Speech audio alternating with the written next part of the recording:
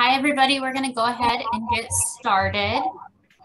Welcome to our webinar about legal pitfalls. I'm Danielle Frederick. Some of you may know me.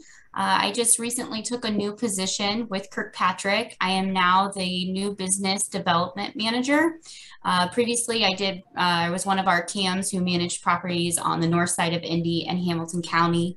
If you're familiar with our company, you may recognize the name Vic Moeller. He was with us for about 20 plus years. He retired at the end of last year and I took over for him. So now I'm more on the new business side of things. Tonight we have a few people with us. Samantha Brevard, she's one of our trainers at KMC. She's going to be helping with our tech support tonight. We have the amazing Diane Arnett. She's one of our customer service reps.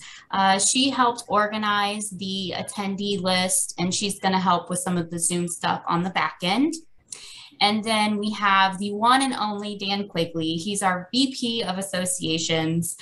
He's the glue that holds us all together, and he's going to be the moderator tonight once we get to the Q&A section. So if you have joined one of our seminars before, you may notice that things look a little different tonight.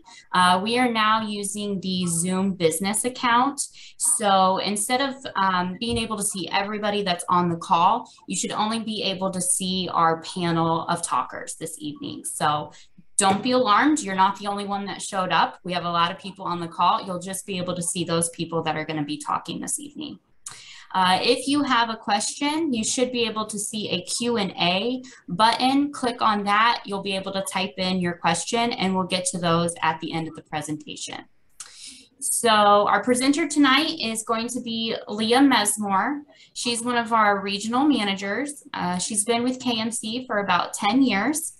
Last year, she got her Professional Community Association Manager designation from CAI, which is the highest designation that you can get for property management.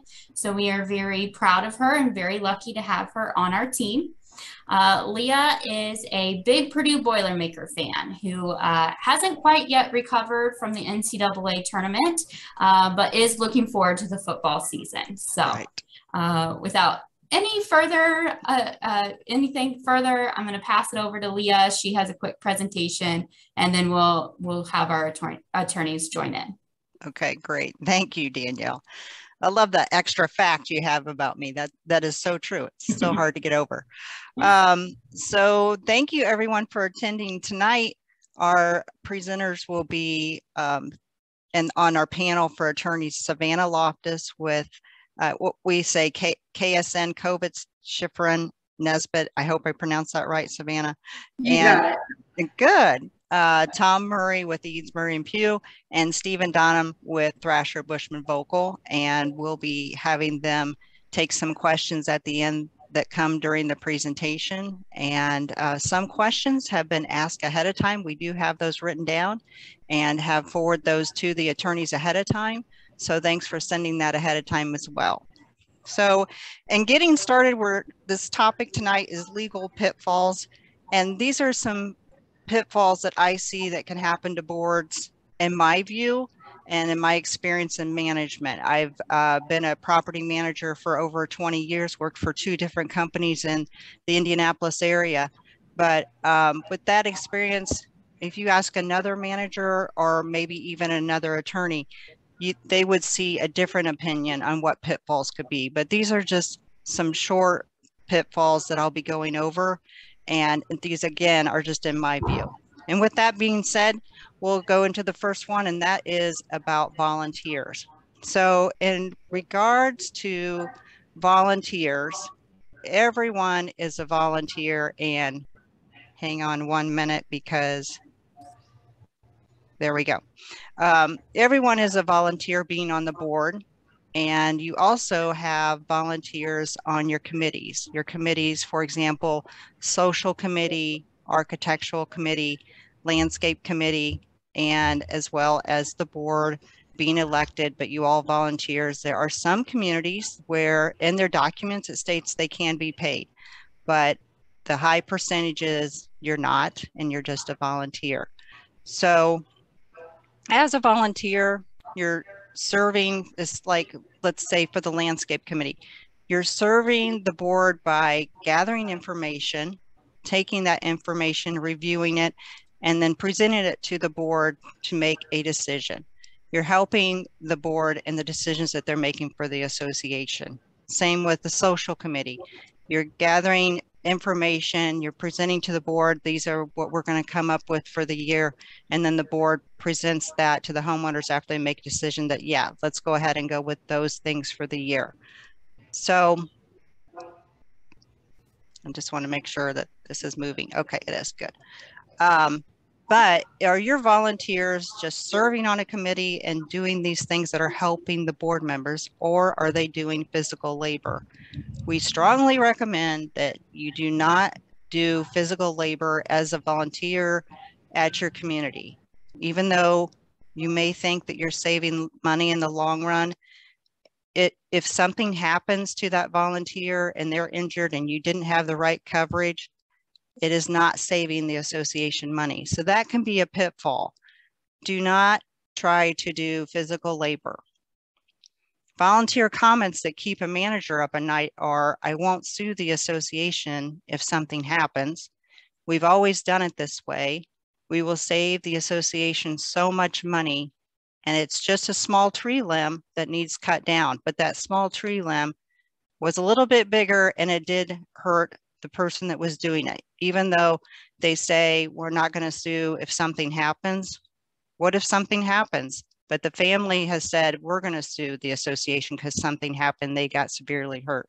So in the long run, as board members, please be making the right decisions and not having your social committee, your landscape committee, any committee or homeowner be doing the physical labor around the community. Look to your vendors to do the work around the community. Pitfall number 2 is transparency. And in transparency, I mean, are your meetings open for homeowners to attend? Are you letting homeowners know about large capital improvements that are going on in the community for the year? So it is a law that board meetings do need to be open for homeowners to attend. They cannot be private. And this is for the open session. We'll talk about executive session a little bit, but you must let owners know the date, time, place of the meeting so owners can attend the open session. Now, if owners attend, we recommend that you have a question and answer session at the beginning of the meeting. Make sure you limit that time when they do have the question and answer, because this is a business meeting and you do need to move on to your business for the board to be making decisions for the community. So limit that time, maybe 2 minutes to ask question and answer per homeowner.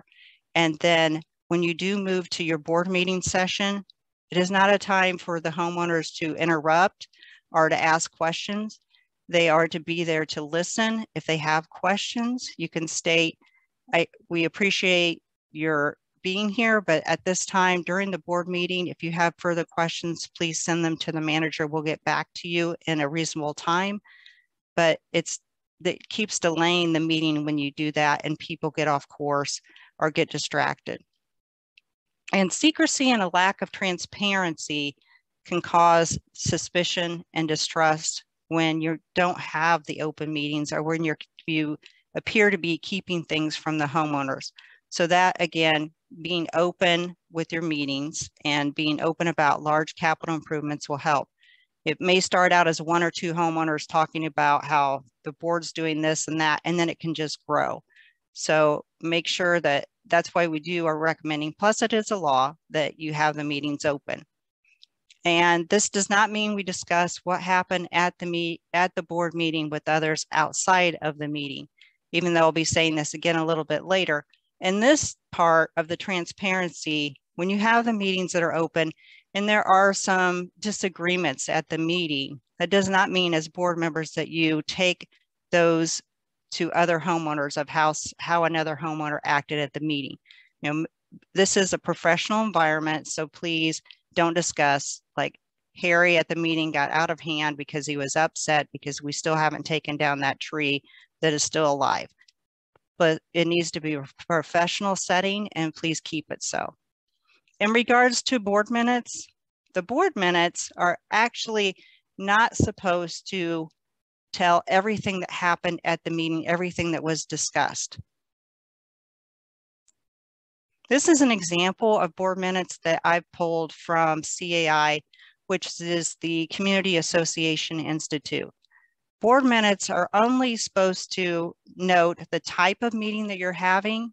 Are you having a special meeting, annual meeting, or just a regular board meeting? The name of the association, the date, time, and place of the meeting, who is present, and do you have quorum? Action taken on the minutes of the previous meeting, or are there any corrections? And then mainly the meetings are just supposed to note a motion and how the motion was stated and was it adopted, and then the time of adjournment. If you need a copy of this example, I can send you one. Just contact me or contact the office and we'll get you a copy. But it is not to describe 1010 Reserve Way will have a tree replaced by October and it will be a lilac tree. It's not those type of things. It's mainly the motions that are in the minutes and your quorum and the other things that I suggested. So avoid the trap. And that means be transparent, which we just talked about, be responsive. And in that, I mean, are you responsive if a manager reaches out to you and has a question? In our contract with our associations, we have a one point of contact. And so if a manager is reaching out to, say, the board president, who is the one point of contact, are you being responsive like within 2 business days? Because we ask our managers to respond within 2 business days. Are you being responsive to their questions, which is usually an approval for a repair or a concern about a homeowner or something regarding a contract? Are you accessible? And in regards to this, are you having your meetings open and there for the homeowners when they have question and answer? And positive. As a board member, there's a lot of negativity to being a board member, but always try to see the positive in the negative. So the number 3 is slow to turn over collections. This can be a big pitfall. I've seen where we've taken over communities and the association hasn't turned someone over for at least 6 months. What does your delinquency policy resolution state? What is your policy? Is it after 3 months they are turned over to your legal representative? Look at your DPR and make sure that you are following the DPR. If you are slow to turn over collection, that's slow to get the money to the association. Once you let it start to build, it's going to be harder for that homeowner to pay it. There are ways to do the collections, and that's where you need to work with your legal representative to find out those ways. But we strongly recommend do stick to your DPR. I understand that you live there. You see your neighbors every day, and it is difficult to turn over a neighbor, but you have been elected as a board member, and this is your fiduciary duty. And fiduciary duty meaning we'll act in good faith to promote the interest of the association. And as I said earlier, you're a board member, but I also like to use the word trustee. A trustee is a person who takes responsibility for managing money or assets. And that's what you're elected to do. The homeowners who have elected you expect you to make the best decisions for the community because they live there. That is their biggest asset is their home, and they're relying on you to make the best decisions. I understand it's difficult to turn people over. And if there is a hardship, you can always work on a payment plan, but try to stay within the realm of your DPR. So I said it before, but this does not mean we discuss what happened at the board meeting with others outside of the meeting. I only bring that up because in a certain situation that I had, the board discussed in executive session the delinquencies.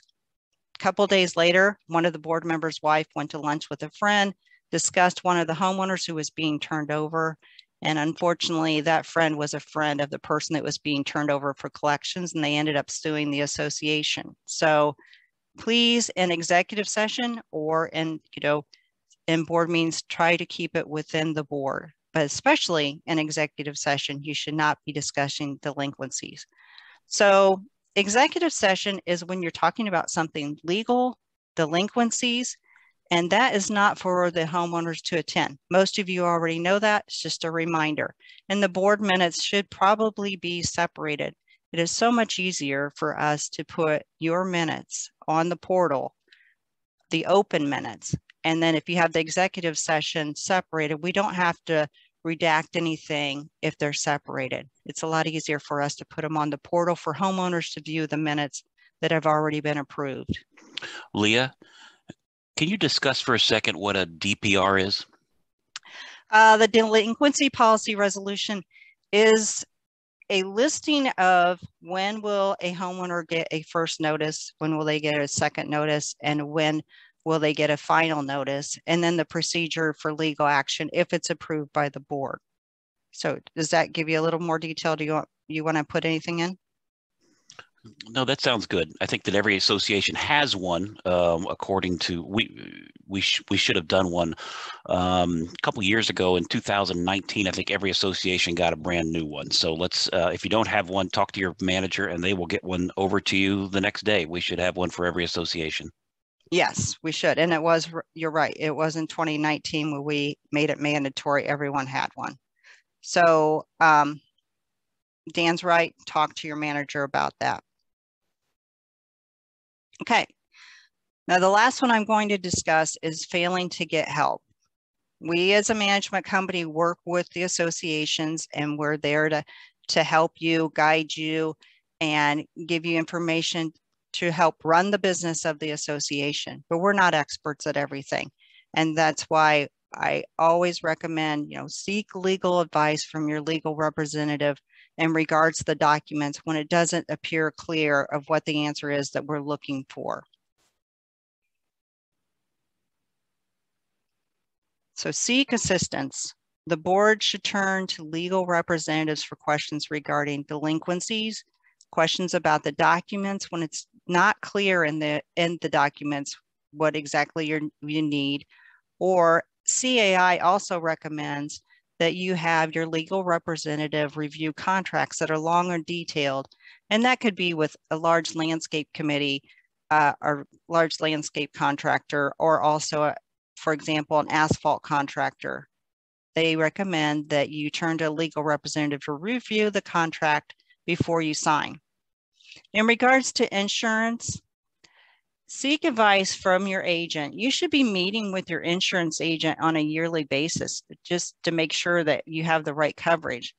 One of the big pitfalls that I have seen is you do not have the right directors and officer policy. Is the coverage that you currently have for monetary and non-monetary lawsuits? That is a big question you should be asking. One of the things that you should also ask is a past board member covered. So let's say 6 months ago, Harry went off the board, but Sally sued and he was on the board for the lawsuit that she is suing for in regards to the action that at the time he was on the board. Is that past board member going to be covered? Those are things that you should be asking the agent. I have a list of things to ask the agent in regards to the directors and officer policy, and it's pretty long. It's about 2 pages. So if you want a copy of that, just email me and I can send that to you and you can ask the agent these questions. We strongly recommend you make sure you have a good director and officer policy, because we do want to make sure that you are covered for, let's say, if you have a lawsuit in regards to being racist, we want to make sure that is covered. And okay, I want to make sure I had everything on the insurance there. Accounting, if you have an audit done or a review or compilation, part of the process and the audit is also having the accountant come and talk to you about the report. Should not have to rely on the manager to give you a detailed report of the audit. they are not the person that created that. So rely on your accounting team that does the audit or does the compilation or does the review if you have that done for your community.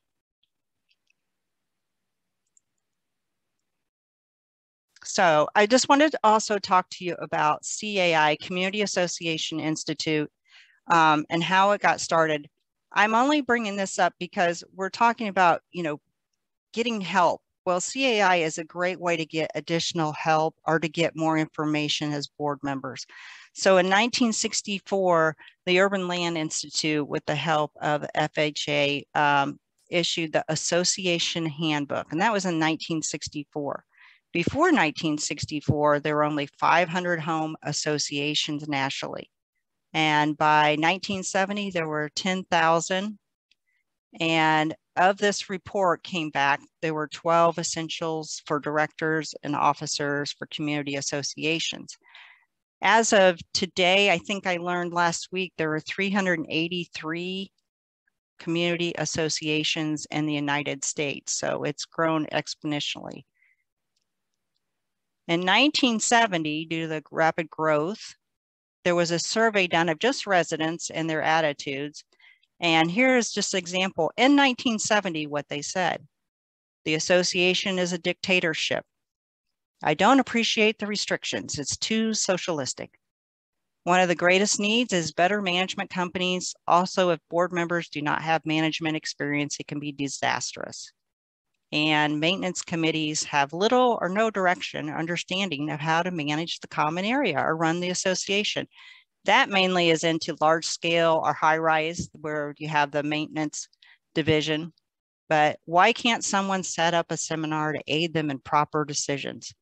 So that led to the Community Association Institute being created, which started in 1973, the same year that Kirkpatrick Management started. So both of us will be in business 50 years next year. So we'll be celebrating 50 years.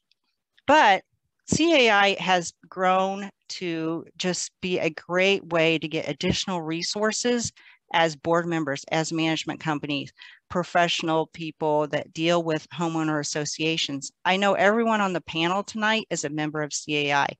All of the managers at Kirkpatrick Management, they are all individually members of CAI as well, because we attend additional education through CAI.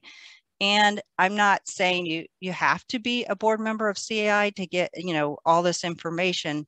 You can attend additional seminars that they have.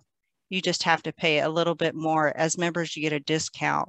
But their website is really good in gathering information. They also have chat rooms to ask other people questions.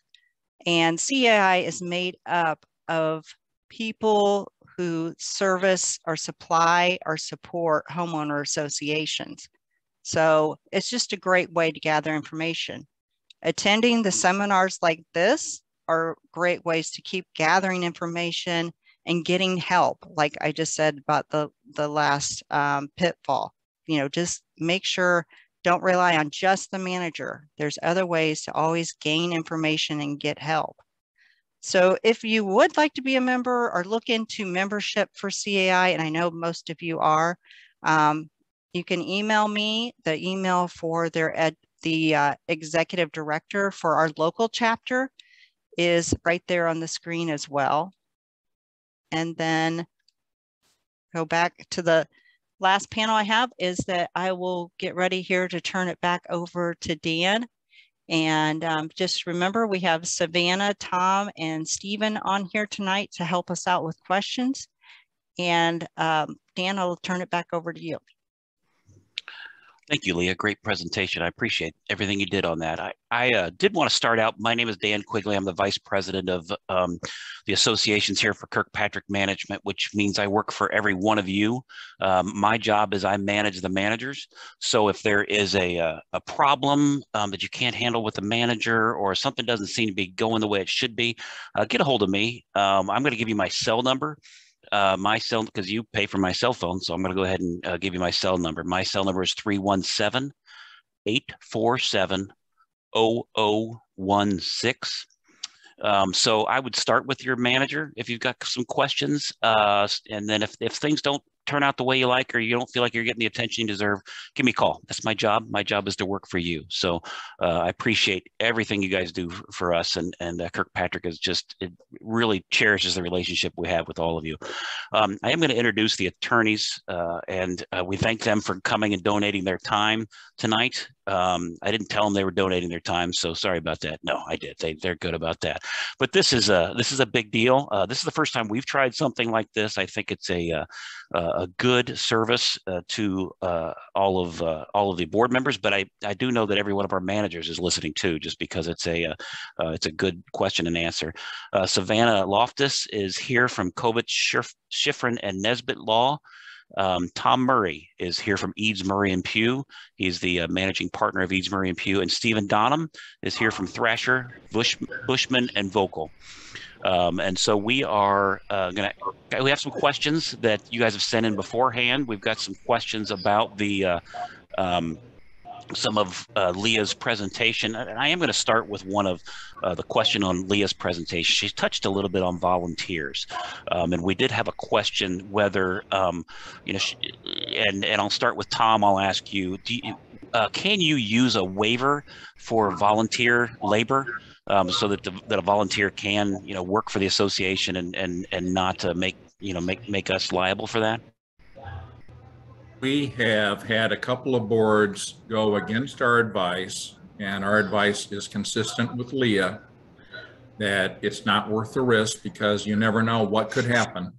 A seemingly simple job, even planting flowers at the entry, that might seem innocuous, and well, what's the risk? Well, in real life, things happen. And we've had some boards that'll say, that's fine, yeah, we're gonna do it anyway. So can you prepare some sort of a waiver that we can have the volunteer sign? Because they've all said they're willing to sign. And against our advice, we tell them, okay, we'll do it, but it's probably not worth the paper it's written on. But at least it's something. But as Leah said, if there's physical labor involved, that's when the red flags really go up. And if somebody's injured, it can just be disastrous for an HOA. And this would go for common area and, you know, even cutting a neighbor's, you know, a deserted house's empty yard. So no matter what. Right. Okay. Stephen, would you agree with all that? Are you okay with that answer? Yeah, I was going to echo Tom's sentiments. I don't know that I've prepared one of those before. And quite frankly, I don't know that it would survive a legal challenge because it probably would need to be supported by some level of consideration, which is an exchange of benefits between both sides to the waiver. And I don't know that a volunteer, I'm not sure what benefit necessarily they would be getting from this. So I would be very concerned about it, just like Tom. Okay. All right. Thank you. Thank you very much. One of the questions that I was going to ask Savannah, if the HOA, this is one of the ones that was sent in earlier, but if an HOA architectural board passes a standard which is approved by the HOA board of directors, is it binding retroactively to the residents, for instance, repainting houses? So I would say that it's not really retroactively going up. You can't really apply it retroactively. You really need to look at your association's legal documents and architectural guidelines you passed.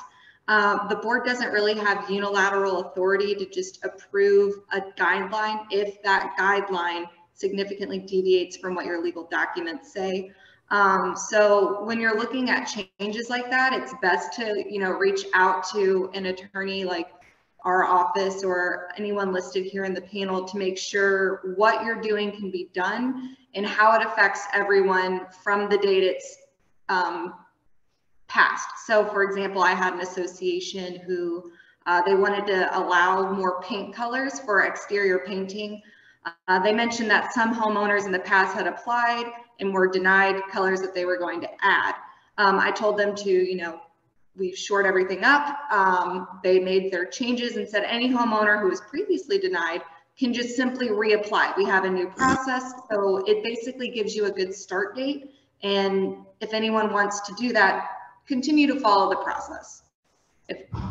Okay, so Savannah, kind of in keeping with that theme, what methods of enforcement of HOA architectural standards do you guys recommend?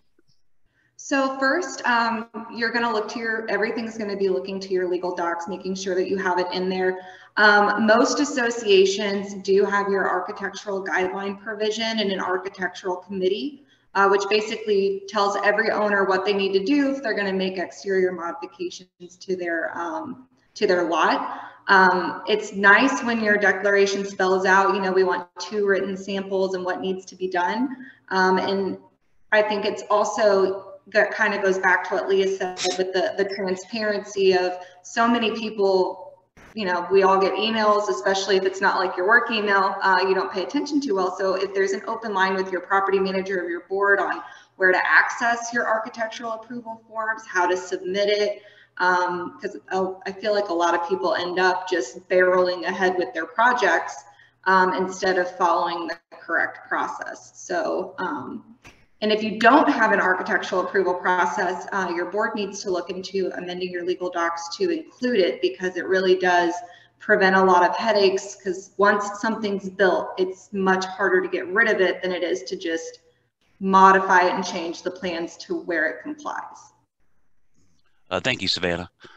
One of the questions that came in while we were talking that I thought was pretty interesting. One of the members asked that they thought board members were held harmless in its decisions. Tom, could you discuss that a little bit, and kind of what maybe what indemnity means, what it means for a board member, or is that really just are we using the wrong terms? What are your thoughts on that? I would say that the vast majority of documents that we've seen, either in the Declaration of Covenants, which is the term most often applied to the main governing document for an HOA, or in the association's bylaws, there will be provisions that lay out the indemnification by the HOA of officers and directors, and probably also committee members, so that if they are sued by another homeowner for breach of fiduciary duties or breach of contract, that basically the association is going to stand behind and defend those officers and directors unless it rises to the level of like willful misconduct or gross negligence, which in Indiana, those are very difficult standards to prove. In addition to those provisions, there are 2 separate provisions. One is from the Indiana Nonprofit Corporations Act that provides that sort of indemnification for officers and directors. The vast majorities of HOAs are, in fact, nonprofit corporations filed with the Secretary of State. So you have those statutory protections. And then there's also, believe it or not, a specific Indiana statute that says that HOA directors who serve as volunteers for their community are also going to be indemnified and held harmless by their association if they are sued for anything that falls below criminal misconduct. One common misperception, though, that we see over and over again is a board member who will say, well, great, that way we don't need directors and officers liability insurance. That is the farthest from the truth. If you're a board and you're sued and you do not have a directors and officers liability policy, yes, your association's attorney might get that suit dismissed, but it might be a year down the road at a cost of, let's say, $50,000. So yeah, you got the suit dismissed. Your association had to absorb that entire $50,000 legal bill. How are you going to explain that to your owners at your next annual meeting? So if you have a D&O policy, even though you have these broad immunities, that policy is going to provide for the cost of defense. And typically an insurance company will not hire an HOA attorney. Instead, they will hire an attorney that does nothing but insurance defense. And in most cases, we work closely with that attorney because they rarely have knowledge of the inner workings of an HOA. And so, Tom, you did talk a little bit about how even non-board members or the volunteers that are non-board members. Are you specifically, or are you talking about people like that serve on the architectural committee and things like that? Yeah, the D&O policy should be broad enough to specifically cover any committee members. So that's definitely something to check with the insurance agent. Thank you, Tom. Stephen, so have you seen some instances where a board, kind of went rogue and maybe went outside of what they should have done, and the D&O was really reluctant to cover them on that? Have you seen that at all? I can't recall a specific example off the top of my head, Dan, and largely because I tend to work with communities that follow the advice of the professionals, and doing that, you're going to be in good shape. So, because ultimately what Tom's getting at is, if you're discharging your duties in good faith and with loyalty to the association, you're going to be protected by your governing documents, by the business judgment rule in Indiana, those kinds of things. So Dan, to answer your question, I can't recall a specific example off the top of my head. I'm sure there are some. And I know that the HOA statute has the availability of the Attorney General to go after board members for doing certain bad acts. But as far as a specific example, not recalling one off the top of my head, Dan. That's okay. That's okay. There is a question on here that is it a good idea for the board members to be bonded? Stephen, do you have any input on something like that? Well, it seems to me that bonded is somewhat synonymous with having a D&O policy. I would just check with your insurance to make sure that you have coverage. And I don't have anything to add beyond what Tom said. Check with your insurance carrier, make sure that your committee members are covered in addition to your officers and directors. Okay. Thank you, Stephen. I do have a question. So, we're getting to pool time, and there's a lot of people, there's a lot of associations that, we talked a little bit about the executive committee and trying to keep confidential information on the board, different things like that. So Savannah, with we have a lot of these volunteer pool monitors that are out there. They're non-board members, and so they're turning pool keys on and off, and for different reasons, for delinquency reasons. Is there best practices for something like that, or what would you guys recommend as far as trying to make sure we're keeping everybody legal and just confidential? So in situations like that, especially because, in certain communities, any homeowner in collection or those who have covenant violations or in violation of any of the HOA's restrictions or provisions in their declaration or bylaws, for our associations who have a property manager or a property management company, we always recommend maybe the pool keys come from the property managers when they get mailed out or turned on, because that gives you an extra level of protection. If the key doesn't work, you can't get in. If you have actual volunteers at the pool, it's just important to educate your volunteers on what their duties are. I think, a little bit of power tends to go to people's heads very quickly. And so making sure that the confidential information that is shared or gained by who's monitoring your pool, maybe even have them sign, a non-disclosure. I was told this information about certain people who couldn't use the pool, or just simply giving them a list saying these keys can't be turned on, and don't say why. Just say that your job is to monitor the pool. These are the keys that aren't going to be turned on, and leaving it at that, because then you're containing the information in a more safe way. But for the most part, if you have a property management company, I'd utilize them for this. It gives you that extra layer of protection. Okay. Thank you. Thank you.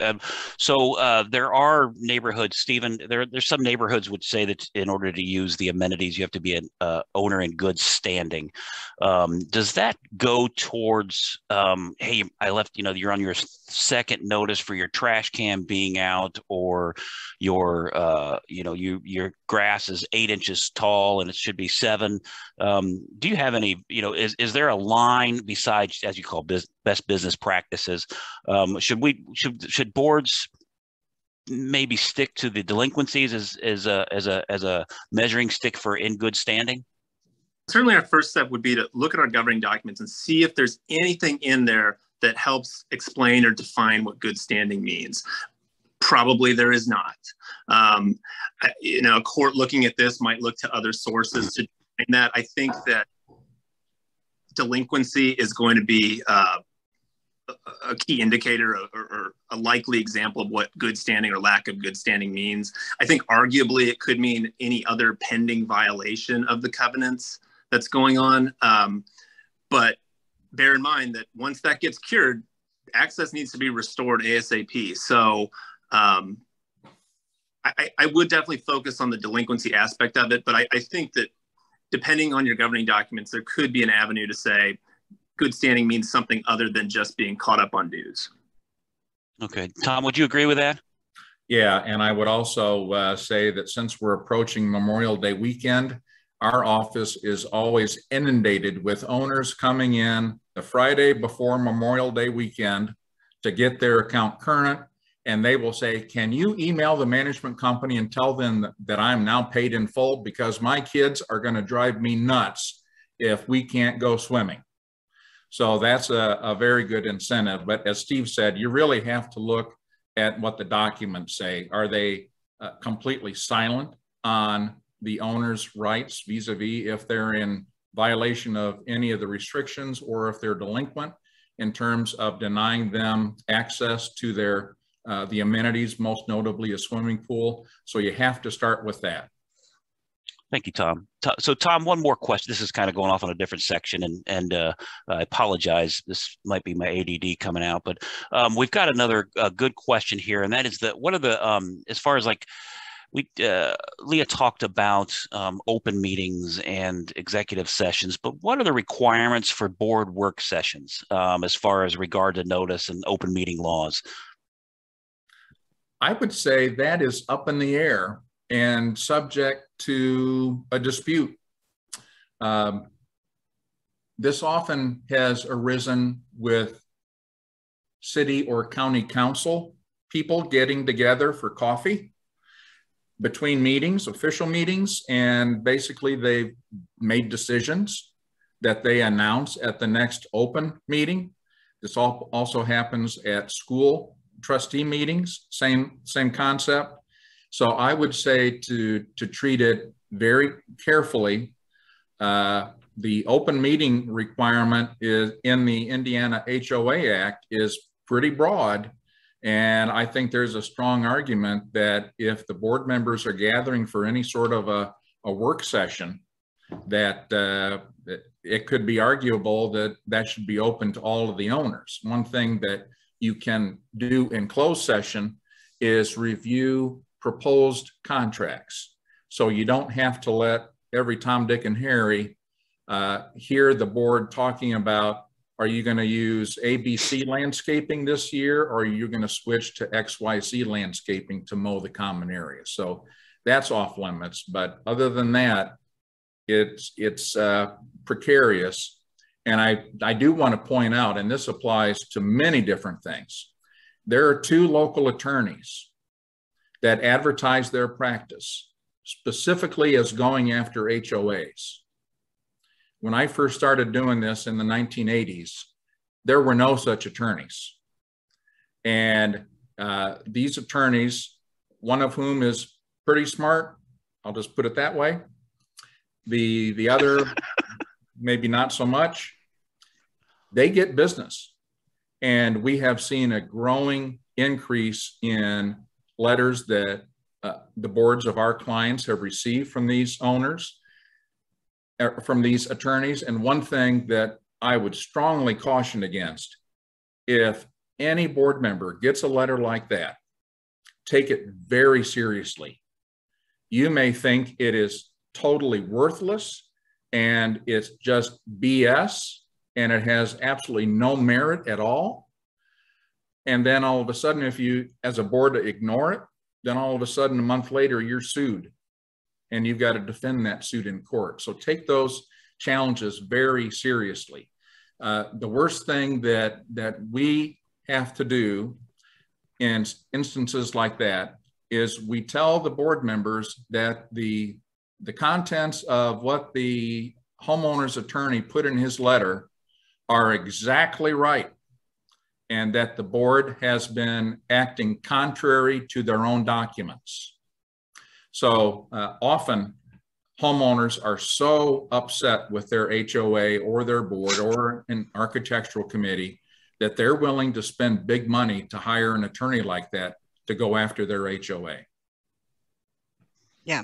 Dan, can I just jump in there? So when Tom states take it seriously as board members, take it seriously means don't just have your manager reply back in a letter. Please get legal representative to reply back to these letters, because we're not the experts at all the laws, and you need to take this seriously and have a legal representative look over the letter and respond. Just having the manager send a letter back, even though you may tell them what to say, you may state something wrong and it's just going to cause more issues. So make sure you reach out to a legal representative. Okay, thank you, Leah. Savannah, a question on that, that it kind of comes up. A lot of these neighborhoods, especially the larger ones, and sometimes the condominium associations, the committees, they have committees as far as like a landscape committee or a even just a rules committee. Are those also something that should be open to all owners? Yeah, so the number of committee members, you can cap who can be on the committee. Like just say like our social committee will have 3 people on it. But if they're doing an event or they're doing something, you need to make sure the entire community is involved. You don't want to get in a situation where anybody feels singled out, left out, or anything like that. So this goes again back to the transparency and the communicating information. But for our associations, we have some associations who have committees for, it seems, almost everything. They have a social committee, they have a gardening one. I think it's a good way to get your community involved. It makes more people a little bit more aware of what their association does. It gets you more connected with your neighbors. So I think they're a good idea as long as you make sure that it's within reason. There's rules, there's structure to what your committees are doing. They understand their purpose and they know who to report their issues to, and they don't overstep their authority, because like I said, a little bit of power tends to go a long way with people. So that's my recommendation if any association wants to do communities, because it's either something that is really, really great and people love it, or it's something that blows up in people's faces, which I think with anything, if you have structure, it won't blow up in your face. Do the meetings of the architectural committee or the social committee, do those need to be open to the public, I guess is what I was kind of getting onto that too. Yeah, I don't, no, that's okay. I just try to figure out where we draw the line on that. I don't believe those need to be open. Maybe anything related to common area can be open, or if you're for certain condo associations, if it's your limited common area and it's affecting a few owners, maybe having it open to those owners. Common landscaping for a large common area, I'd be okay with having that open. Architectural control, though, I think that would need to be a closed meeting, because the Architectural Control Committee, in most of the governing documents I reviewed, reports to the board. So they look at the specs, they make the decision, they let the board know, and then the homeowner's notified. So I believe that should still be left confidential. Thank you, Savannah. Stephen, kind of just switching gears here a little bit. We've got a couple neighborhoods, or I've got a couple neighborhoods that have really, you're trying to get people more involved in the HOA and learn their neighbors. So there's some of them that are bringing on food trucks. There's some of them that are bringing on the bouncy houses, the things like that. Should the HOA be concerned about the liability involved with a food truck or a bouncy house, or do you have any experience on something like that? Yeah, I think that the association should be very concerned about those things. I don't think the association has to be anti-fun, but I've seen some disaster stories with bouncy castles. Food trucks can have problems. So I think making sure that the association has coverage in case something would go awry is very helpful, but also making sure that the vendor that's coming in has the required permit, has insurance, has the licensure necessary to do those kinds of things. Do they have the right to be there? If it's a public street, probably there'd be some permit required, but I'd want to contact the local government to find out. can they do this? So let's make sure that we're on proper footing first and have reduced our risk down as much as possible. So I don't want to say be anti-fun, but let's be careful when we try to have some fun in the neighborhood. So one thing I think, Leah, you wanted to talk a little bit about our big subject these days, which is the rental caps and the homeowners coming in. And Leah, why don't you take over for a second? And I think you had some questions for the attorneys. Right.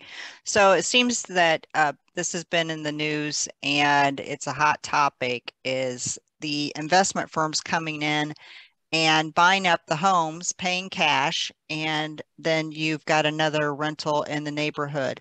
And your community doesn't have documents stating there is a rental, what we call rental cap, which is a rent restriction for the community. Some communities have a limit, maybe only 8 homes or 10% can be rentals, but there are some that have no restrictions at all. So in regards to that, Tom, I'll just come back to you. Do you have any suggestions? Now, everyone, please keep in mind, it depends what your documents state. Most of the time, a high percentage of the time, you're going to have to make an amendment to do so. And most amendments, you need 75% of the homeowners to say yes to amending the documents to put in a rental restrictions. Tom, do you have any other suggestions or comments? We are rolling off rental restriction drafts at about 1 to 2 a day now. 60 Minutes ran a piece on investors across the country. The IBJ ran an article. The Wall Street Journal just recently did an article. New York Times, Mayor Fadness from Fishers did an online interview with Channel 4 and Channel 59 about the high number of investment companies buying properties in Fishers. So everybody has heard about this. The most shocking quick response that we've had so far, we had an association in Carmel that had about 100 homes, and we drafted some rental restrictions that the board was in favor of. We held a Zoom town hall meeting, and their magic number was 67% to amend their declaration of covenants. They sent out a written ballot that we helped them prepare. And as part of that ballot, you have to state a deadline. And we suggested to give owners enough time to set it out about 6 weeks from the date of mailing. And the issue with a written ballot under the Nonprofit Act, once you hit that deadline, you're done voting. Even if you're 3 or 4 votes short, you cannot extend that voting period. Within 10 days of that ballot going to the owners, they got over 70 approvals. Now that tells me that people have heard through all the media and probably talked to neighbors in their own neighborhood about how many investment companies are buying properties left and right, paying cash, no preconditions. They're coming in a huge tidal wave. If your declaration merely says that all homes are restricted to residential use only, courts across the country have held that that is not sufficient to constitute a rental restriction. And the rationale is people may be renting the home, but it's being used as a residence.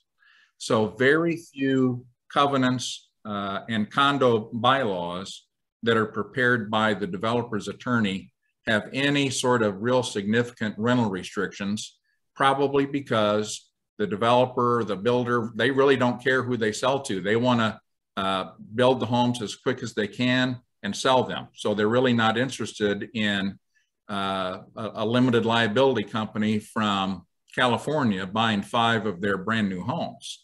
So you do have to get an amendment in place that once it's approved, you file it with the county recorder. And we have never had a single investment company challenge the validity of rental restrictions. Years ago, we helped a Kokomo community that had a complete rental ban in place. It went all the way to the Indiana Supreme Court, and the Supreme Court upheld that total ban. So that was a great assist for us. And I think that the investment companies are aware of that case. But you really need to look at how many rentals do you have right now? What percentage is that of the total community? If you have just 2 or 3 and you've got 300 homes, maybe you don't have anything to worry about. If you've got 30 or 40, you've probably got a problem. One other significant shift we've seen is historically, when I started doing these rental restrictions many years ago, it was mostly in starter home communities where the fair market value of the homes was very modest. Condominiums were also a target for investors years ago, primarily because the HOA performs a lot of the functions that a landlord would have to take care of regardless. So that was kind of the first wave. Well, now we've seen communities that the homes are very expensive. I met with the board not too long ago from Hamilton County, and we were talking about the number of rentals that they have. And I said, well, just give me an idea what your fair market value is. They said $1.5 to $2 million.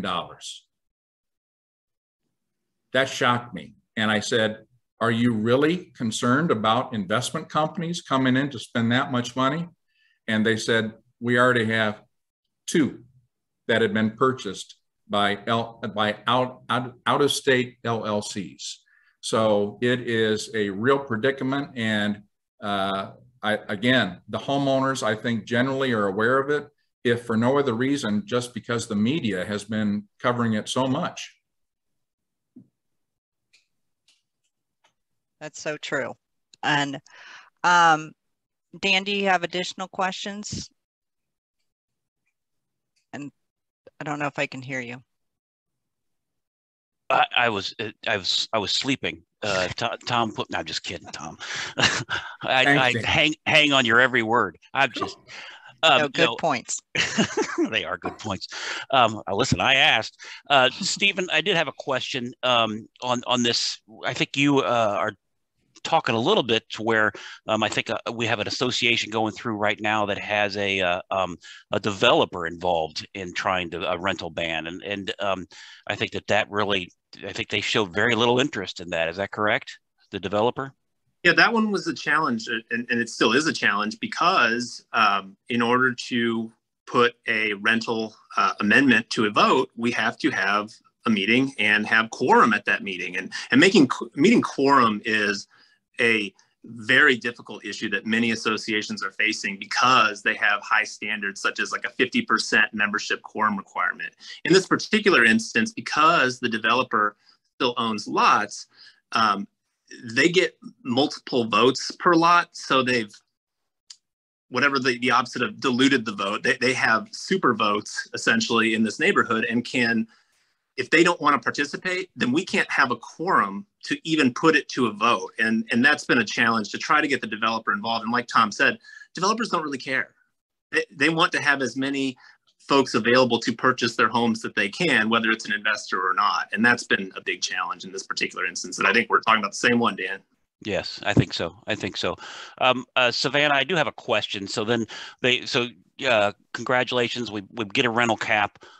Now what? I mean, what do we do? You know, the association, we have a closing department that checks that stuff and watches that stuff. But now there's some homes that are already in the neighborhood that have been rented. What's the best practice for something like that?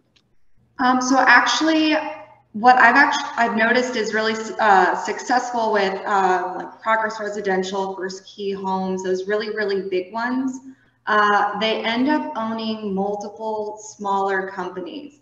And if you notice, they'll purchase it and then they'll transfer their property to a different entity that they also own, which then gives it a new buyer. So if you could get a rental restriction passed now and they don't pay attention to it and they transfer their property to a different LLC that they happen to own, they've then lost their grandfathered in status. I've been able to make that argument successfully a few times. So I tell the property managers, you know, if you have an LLC and, you know, you get an update that the new owner is now a different LLC, to let us know, because that's been a very successful argument. The other one would be to go ahead and get your provisions in to pass a rental amendment, make your community aware before you get to a point where, you know, you can't make quorum, it can't pass, you can't have the right percentage you want. It's also good to look at your legal documents to make sure that your covenants and restrictions apply to who owns it, their tenants, their invitees, their family members. So that way, if the tenant's in there and technically you don't have that privity of contract because they don't own the house, but they still can't put up a basketball goal or they can't cause a nuisance to the neighborhood. So shoring up your legal documents and then taking as many preventative measures as you can now would help. And then my best trick though is monitor who owns it, and the second it moves, you go after them with a covenant violation for losing their grandfathered status. Thank you. Thank you. So, Tom, now I'm going to ask you a question after I insulted you a minute ago. I apologize. But so the master association versus a sub-association on stuff like this, is it better for a master association to go after that, or the sub-associations? Do you have any, I mean, is that what if the master association fails because their number is so much larger? You know, and if it goes past the date, do they have to set a whole new meeting and then start all over again? Or can you talk a little bit about that? Do you mind? Sure. I think that if a master association has attempted to put rental restrictions in place, but they failed for whatever reason, if you have a sub-association that their board still feels strongly about it, there is nothing wrong with just proposing it for those owners. One common misunderstanding is that a board will see in their bylaws, well, it says here our quorum's only 25%. So that means if we just get 25% of the owners together at a meeting and a majority vote for the rental restrictions, then they're passed. That is the farthest thing from the truth. A quorum normally has nothing to do with the amendment process of a declaration. So you have to look at what that process is. It's normally one of the last pages of the Declaration of Covenants, where it spells out very specifically what the magic number is. As I think Leah said, 75% is very common. We've seen a lot that are 2/3. We have a couple of communities in Boone County where, believe it or not, as long as they have a 20% quorum and a 2/3 vote, they can pass amendments like this. We've had 2 communities that actually went through that. It was passed overwhelmingly and very quickly, but it all depends on what each particular community's covenants say. If a master association is considering a rental ban, I'd really recommend that big board meet with at least the president of each sub-association and make sure they're all on the same page. You don't want to have the master association trying to bully everybody else. There could be one of the sub-associations that have good reasons why they do not want a rental restriction. So just be cautious and realize this is a politically charged issue. Thank you, Tom. Real quick, one note, it is 7:05. We're going to probably shut it down at about 7:15. We've got lots of questions that we're probably not going to get to, but we will come back around. Leah and I will come back around and we'll talk to these 3 and see if we can get some answers coming back, but we want to respect everybody's time. And one question, Stephen, I did have a question. What about and sticking with the rental stuff at this point, land contract to get around the bylaw? Is that a thing, or is a land contract just dressed up in wolf dressed up in sheep's clothing type of thing? Yeah, so occasionally we'll see folks try to find a workaround compliant with or not be within the scope of rental cap or a rental ban.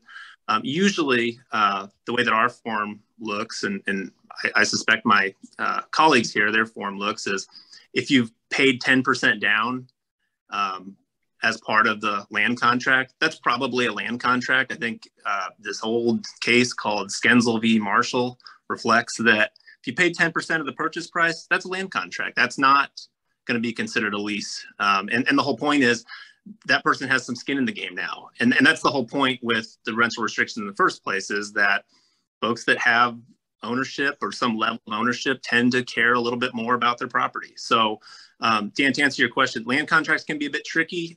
There's ways to incorporate or address those issues in a rental amendment. Okay, thank you. Savannah, I do have a question kind of going back to transparency and things like that. By the way, I do want to thank Leah. I've never actually seen a South Park meme in a legal presentation before. So she's crossing new barriers every day. Well, that shows you're really paying attention, because I used it last year at a seminar. Thank you. I was clearly we wasn't one of mine. Okay. Sorry. Dan was sleeping again. Yeah, again. See what I put up with. I need to work on that. But Savannah, we talked to there's we get all of us on boards or in property management. We're going to get a call and hey, I want every contract you've signed in the last 4 or 5 years. I want every financials. What is there a good rule of thumb? How long do we have to keep financials? And then contracts, as far as how much do we need to show people as far as contracts for the landscape contract? Is there a good rule of thumb for that, or is that really just kind of something that you're going to follow your own governing documents? I think it's going to be following your own governing documents, also looking to the Condo Association Act and the Homeowners Association Act with what you're required to give owners. I believe in the HOA Act, which is this is a provision that applies to all associations, not just those built after, I believe, 2009. It's a 2-year period for turning over documents like that. And there are certain things that homeowners request that do fall under a protected provision. So like landscaping contracts, you don't have to turn over your bids. If you get document requests, property managers are really good at producing what they need to produce, but I still think it's best for it to come to legal, just to make sure we're not turning over more than we need to, not putting the association's sensitive information in jeopardy. So you're really going to have to look at a few different places, and if you're unsure, just reach out and ask a question, because we'll know where to look. Because when you get into the business records that people are requesting, you have to look to your bylaws, you have to look to the COA or HOA Act, you also have to look to the Nonprofit Act. So there's a lot of moving bits to figure out what is required and what is not required to turn over. Okay. So we're getting back to, we're talking a lot about voting and what's going on and different things. Stephen, what about mail-in ballots? I think, so Leah and I, and with our managers, we are huge in, we are not going to be the one who writes up that proxy or that thing. And I think that's something that we're going to turn over to the attorney. Is there something that, is there any restrictions we need to look for on people who don't want to do mail-in ballots? Or can you talk a little bit about that and where that works and where maybe it doesn't? Sure. So Tom touched on this a little bit. In response to another question, but the nonprofit statute is going to govern probably your association, because your association is a nonprofit, and we can conduct business in 2 ways. So we can do a meeting, or we can do balloting in lieu of a meeting. If you do balloting in lieu of a meeting, there's certain things that your ballot has to say in order for it to comply with the and those things include mentioning what quorum is. So you're still having to meet your own quorum requirements set forth in your governing documents. So you can conduct things that way, but your ballot needs to have specific information that complies not only with your governing documents, but the Nonprofit Act. Now, as far as, which option to choose, it might just depend on the situation. I mean, during COVID, we went for the mail-in ballot route because folks couldn't get together. And found that to be fairly useful to get through things and just be able to make it to the following year. Now with things well, they were opening up for a while. I don't know if we're still going to be under that, but you know, meetings are a better way to exchange ideas. I tend to prefer meetings, but mail-in ballotings may work in a particularly in certain situations. Okay, thank you, Stephen. Tom, when you know, there's every once in a while we're at a small condo community or a small, most of the times the smaller neighborhoods, they talk about restrictions as far as maybe trying to restrict, can we do background checks on homeowners? Can we prevent somebody with a felony from moving into our neighborhood? Do you have any feeling on something like that, or where, you know, what's the privacy and what's the actual ability of an association on something like that? The most that we have seen is we've had a couple of communities put in a restriction in their covenants to prohibit registered sex offenders from living in a community. If a board says, well, we want to make sure that any potential purchasers have the financial means to do so. Worse yet, we had one that insisted on having social references from potential buyers. And they had this fancy questionnaire form that they had filled out. And this was a community up in the region, so not near Indianapolis. And we just cringe whenever we see requests like that.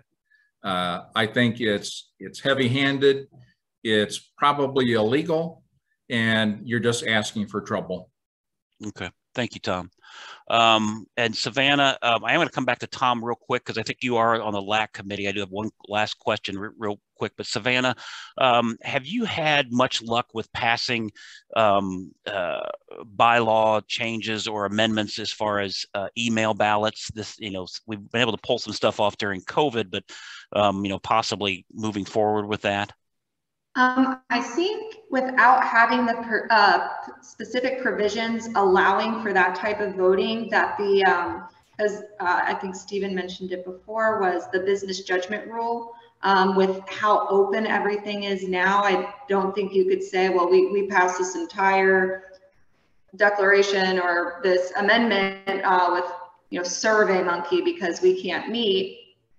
There's no local restrictions here requiring, like, you know, we don't have the mask mandate. We don't have caps for, you know, weddings and events. So I think that argument is becoming, you know, less of a valid reason for doing it that way. But that doesn't mean that you can't amend your documents now to incorporate it.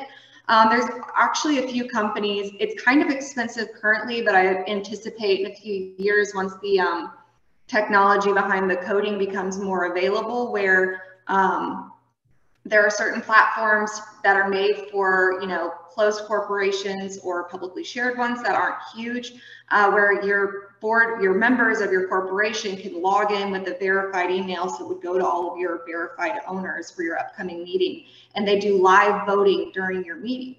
Right now it's very expensive to do, but I would say maybe in the next few years, as that technology becomes more accessible for everyone, the price of that's going to go down. So I would not pass it by SurveyMonkey, but if your legal docs have it in it, then you're more than welcome to keep doing it that way. Okay, thank you, Savannah. One last thing for Tom, who I think is a lifelong member of the LAC committee, if not the, I have we've been hearing, you know, we have properties in Michigan. In Michigan, they fine. We have, you know, around here, I have a association that I work with down in the Louisville area, but they're in Indiana, so they can't fine, and everybody in Louisville can fine as far as for compliance and different things like that. I think this year you've actually touched a little bit on that with the LAC committee. And do you think that that's something in the next, you know, 5 to 10 years that will be brought up in the Indiana state legislation, or where do you see that going? You know, in the next in the foreseeable soon future, I guess. Yeah. First, Tom, yes. Sorry, can you explain what the LAC committee is? Some may not know. Yeah, that's a good idea. The LAC is the Legislative Action Committee of the Central Indiana chapter of the CAI. I'm the chair of the LAC, and our purpose is to monitor pending legislation that's been introduced during each session and try to influence the legislators, try to educate them on whether it's a good idea or whether they should scrap it or whether they could accomplish what they want through different means. And I would say over the years, we've been fairly successful in getting draft legislation changed. The unfortunate thing, I noticed one of the early questions on the Q&A here is about, well, why can't we levy a fine? So we got to start with that. In the late 1980s, there was a case decided by the Indiana Court of Appeals, specifically for an HOA. In the HOA's original covenants, it specified that the board could levy fines for covenant violations. So we're not talking about late fees for delinquent assessments. We're talking about fines for covenant violations. And for a variety of reasons, in the court's opinion, the court held that the association did not have the authority to levy fines. The practical problem with that, and I'm sure many of the viewers will nod their head, well, how do you handle a trash can violation? The owner that consistently leaves their trash can out in violation of what the restrictions are. There are many covenants that say you have to bring it in by dusk the night of trash pickup. You can't put it out before dark of the morning before trash pickup. Or what if you have some other, what really would be considered minor violations, but you have owners who are just thumbing their nose at the association's authority? A fine would be a perfect solution for those sort of issues. But about 7 years ago, our LAC tried to get the legislators to agree to adopt a fine provision, which would be part of the Indiana HOA Act. And the Indiana Attorney General at that time completely shot it down. And he said point blank, and this was a representative from the AG's office, that the Attorney General did not trust the board having the power to levy fines. We showed evidence that at that time, I think there were 27 states that were specifically authorized either by statute or case law to levy fines for covenant violations, and they're very effective. That did not sway their opinion at all.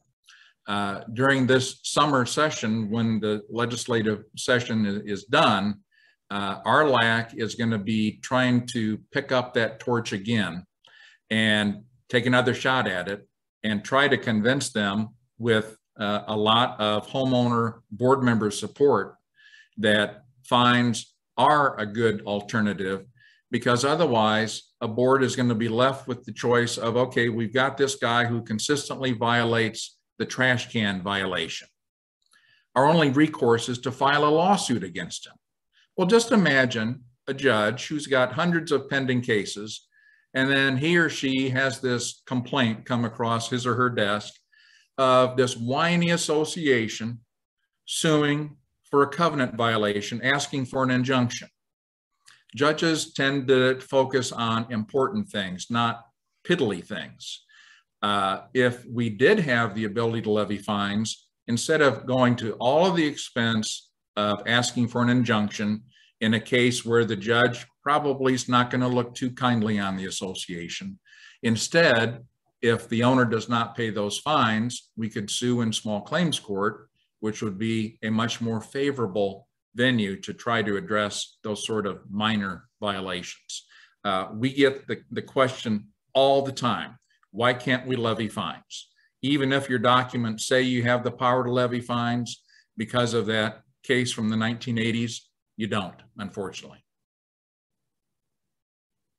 Dan, are you still awake? Yeah. Okay. Thank you, Tom. You're I welcome. appreciate that. Leah, I'm going to turn it over to you. Really, Savannah, Stephen, Tom, I really appreciate your time doing this. This has been very good. It's been, we could go on for a long time with different questions, and I'm very besides my being a smart aleck, I'm very interested in everything you guys have to say, and I just think it's a great source for everybody, and we've got lots of questions. We will get back to everybody with the questions or answers to the questions there will be this will be recorded. It has been recorded and will be posted on our KMC portal, as well as Leah's incredible PowerPoint with the South Park meme. So I will, Leah, I'll go ahead and turn it over to you. Thank you all. Thank you.